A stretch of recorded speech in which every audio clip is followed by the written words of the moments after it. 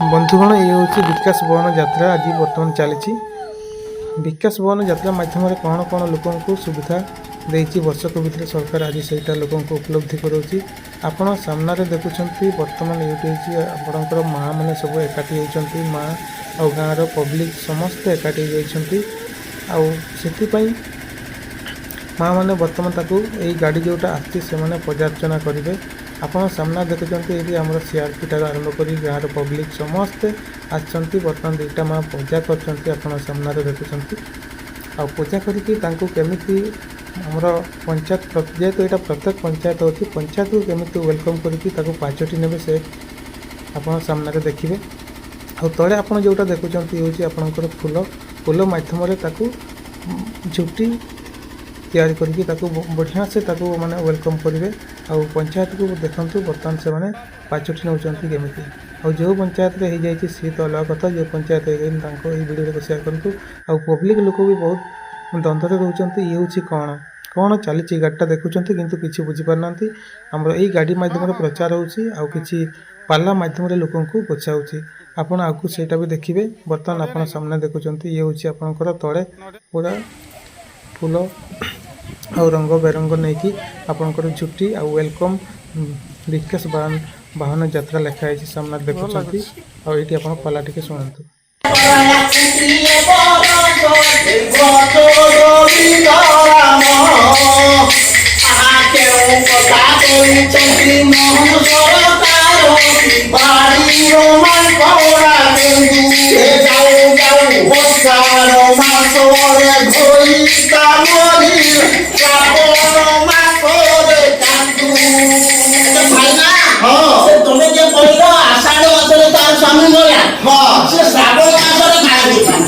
अच्छा भाई हाँ माँ अच्छी भौणी मैंने दीदी मैंने दीदी कहीं खराब भावी मो जीवन कहानी कथा कौन आज्ञा मु नुआ करी बाहर जाए हाँ दीदी आहुरी कहनी दीटा घर माँ हाँ किंतु बयस 18 तलू मोर आजिकल तो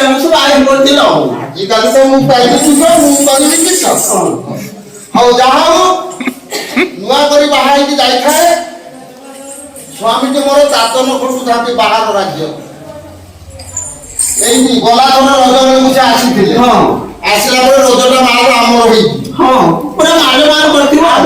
खिया पिया खाली चिकेन खिया पिया अच्छा माल आम जमी बाड़ी बहुत से तली पकई खबर आसला जेठी आसी से मु चंडाणी पाठ सुद पड़ा कौन कलु भाग्य बना मोर से कौन है स्वामीजी गला मत दायित्व देगला तू बिल कम कर स्वामी गला तली आमर बिल पुता रुआ चलला स्वामीजी मोर चिठीटे देले चिठीटे देले जो कौन कली ठणा रखी पाठ पढ़ी सीना पढ़ी जाए कहाकी ना पढ़ेलुनी आ मोर एत कथा कि जानती हाँ कागज ना कागज तापरे बिल काम सरी जाइए स्वामी कथा मोर मंदर पड़ा से कौन करू से कौन करनी ना से चिठी कथा मंदर पड़ा तापरे आमर अंगनवाड़ी दीदी आशा दीदी नहीं देखिए चिठी देखला से शुणी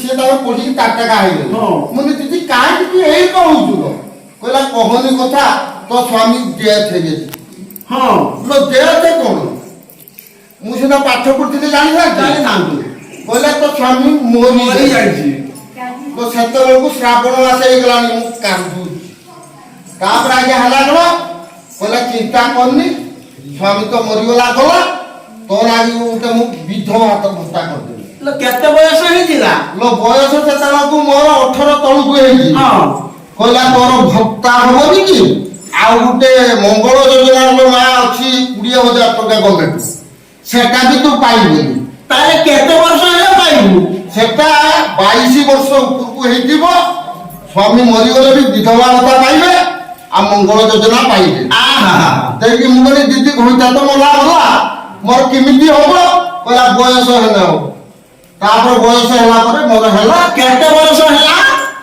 कोटा केते वर्ष हेले पाइबू 22 वर्ष ऊपर को हेले विधवा भत्ता पाइबे हां सरकार ନୀତି ଅନୁସାରେ 21 ବର୍ଷ ପାଇଲେ ବାହାଘର ହବ। ହଁ ତେଣୁ 21 ବର୍ଷର ପରେ ଯିଏ ବିଧବା ହବ ସିଏ ପାଇବ ଭତ୍ତା। ହଁ। ମଙ୍ଗଳ ନାଁରେ ଅଭିଷିକ୍ତ ସିଏ ହେଇପାରିବ। ମା ଆହୁରି ମୋର ଯୋଉ ପିଲା ଦିଟା ହେଲେ ଭାରି କଷ୍ଟରେ ଏକାଉଣ୍ଟକୁ ପଇସା ଆସିଲା, କିନ୍ତୁ ଏବେ ମା ଚିନ୍ତା କରନ୍ତୁନି, 2ଟା ପିଲା ଜନ୍ମ କଲେ ଯଦି ପୁଅ ଜନ୍ମ କରିବେ ମା 10,000, ଯଦି ଝିଅ ଜନ୍ମ କରିବେ 12,000, ମା ଆଉ ଯାହା ମିଳିବ ଆମ ଅଙ୍ଗନବାଡି ଦିଦି ଆଉ ଆଶା ଦିଦି ସେମାନେ ସବୁ ବୁଝେଇଦେବେ ଆଉ। ସବୁ ବୁଝିଲେ। ମା ଏତିକି ଆଉ ଗୋଟେ କାମ କଣ ନା ଆଗର ଯାଇଛି ଆଶା ଦିଦି ଅଙ୍ଗନବାଡି ଖାତାର ନାଁ ଲେଖେଇବେ, ଆପଣ ଗୋଟେ ବ୍ୟାଙ୍କର ଆକାଉଣ୍ଟ ଖୋଲିବେ, ଆକାଉଣ୍ଟ ଖୋଲିବେ, ଆଧାର କାର୍ଡ ଠିକ ଥିବ, ମୋବାଇଲ ନମ୍ବର ମୋବାଇଲ ଆଧାର ଏ ତିନିଟାକୁ ସଂଯୋଗ କରିବେ, ତେବେ ଯାଇକି ଆପଣ ଠିକ ଟାଇମରେ ଠିକ ପଇସା ପାଇବେ। ପଇସା ପାଇପାରିବେ। ଆଉ ଯୋଉ ଏଇ ଯୋଉ ସୁଭଦ୍ରା କଥା ମା କହୁଥିଲେ, ସୁଭଦ୍ରା ଆମର ଯୋଉ ପୁରୀରେ ଅଛି ତା କଥାଟା ଯୋଉ କହୁଥିଲେ 5 ବର୍ଷକୁ ଆପଣ 50,000 ଟଙ୍କା ପାଇବେ, ବର୍ଷକୁ 10,000 ପାଇବେ। ଯୋଉ 10,000 ଟଙ୍କା ପାଇଲେ ମା ଆପଣ ଆଧାର କାର୍ଡ, ବ୍ୟାଙ୍କ ପାସବଇ, ମୋବାଇଲ ନମ୍ବର ଏଇ ତିନିଟାକୁ ସଦାବେଳେ ସଂଯୋଗ କରୁଥିଲେ। ନିହାତି ରଖୁଥିବେ।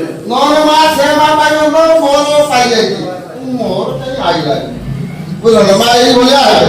ସଦାବେଳେ ଆଧାର କାର୍ଡ, ବ୍ୟାଙ୍କ ପାସବଇ, ମୋବାଇଲ ନମ୍ବର ଏଇ ତିନିଟାକୁ ସଂଯୋଗ କରୁଥିଲେ। ଯାହାର ମୋବାଇଲ ନାହିଁ ସେ ମୋବାଇଲ ନିହାତି ଦରକାର ମା। ଆଉ ଏବେ ବି ଆଉ ଗୋଟେ ସରକାରଙ୍କର ଏବେ ସୁବିଧା ଟିକେ ଅଛି, ଯାହାର ଆଧାର କାର୍ଡ ନାହିଁ ସେ ସରପଞ୍ଚଙ୍କ ମାଧ୍ୟମରେ ବ୍ଲକରେ ଯାଇ ବ୍ଲକରେ ବର୍ତ୍ତମାନ ଉଠା ହଉଛି।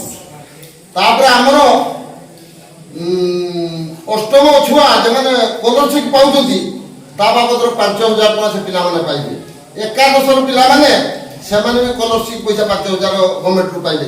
କିନ୍ତୁ ସେଇ ଆଧାର କାର୍ଡ, ବ୍ୟାଙ୍କ ପାସବଇ, ମୋବାଇଲ ନମ୍ବର ଏଇ ତିନିଟାକୁ ଆପଣ ଭୁଲିବେ ନାହିଁ।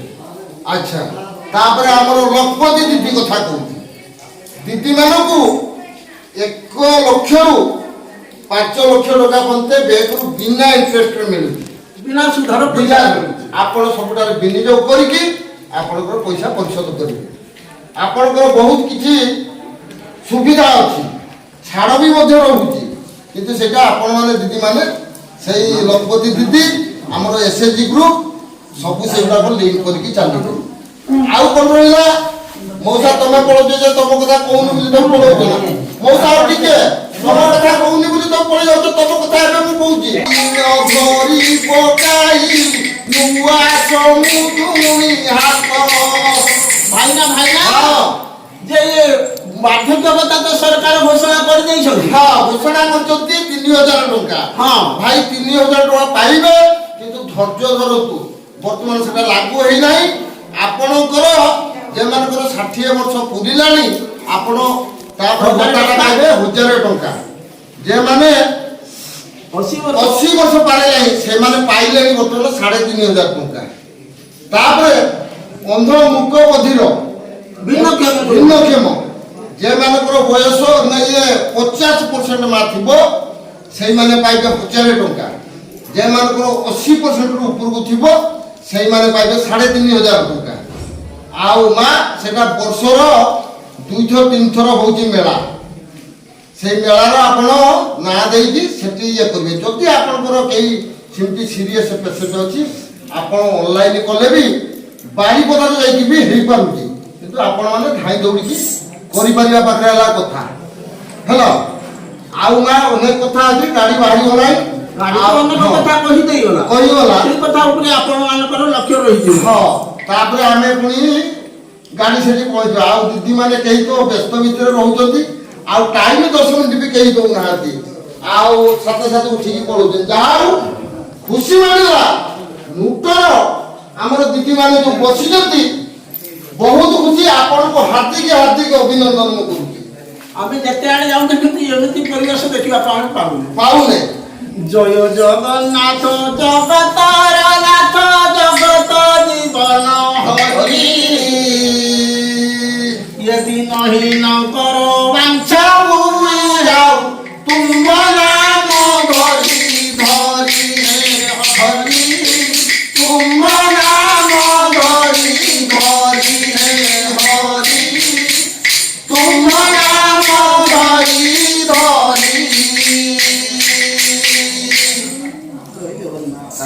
ହଳଦୀ କେବେ ଯାହା ହବା ଏବେ